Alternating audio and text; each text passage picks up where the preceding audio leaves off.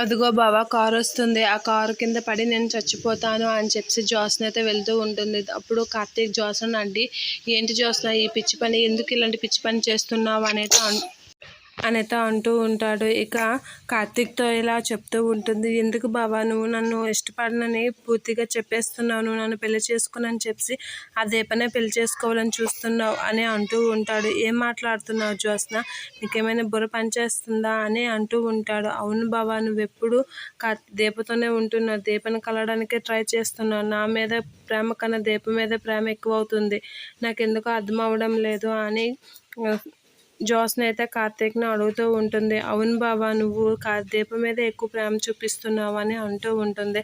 ఆ మాటలకి నువ్వేం మాట్లాడుతున్నావు, నేను తనతో మాట్లాడుతున్నాను అంతవరకే, తను పెళ్లి చేసుకోవడం ఏంటి, తన మీద ప్రేమ చూపించడం ఏంటి, ఎవరు చెప్పారు నీకు ఇవన్నీ అని అంటూ ఉంటాడు కార్తీక్. ఆ మాటలకి అర్థమవుతుంది కదా బాబాయ్, ఎవరో చెప్పడం ఏంటి, అయినా బాబా ఒకటి అడుగుతాను చెప్పు అనేది అంటూ ఉంటాడు. నువ్వు దీపం మీద ప్రేమతో మాట్లాడుతున్నావా లేదా రౌడీ మీద ప్రేమతో మాట్లాడుతున్నావా చెప్పు అనేది అంటూ ఉంటాడు. ఆ మాటలకి నాకు శౌర్య వల్లే దీపతో మాట్లాడాల్సి వస్తుంది, ఎందుకో శౌర్య నన్ను కార్తీక్ అని పిలిస్తే చాలా ఆనందంగా అనిపిస్తుంది, అందుకే శౌర్య వల్ల దీపతో మాట్లాడాల్సి వస్తుంది, నాకు శౌర్య అంటేనే ఇష్టం అని అంటూ ఉంటాడు. ఆ మాటలకి జ్యోత్స్న చాలా హ్యాపీగా ఫీల్ అవుతూ ఉంటుంది. ఇది చాలు బావా అని జ్యోత్స్న అయితే చాలా హ్యాపీగా ఫీల్ అవుతూ కార్తీక్తో అంటూ ఉంటుంది.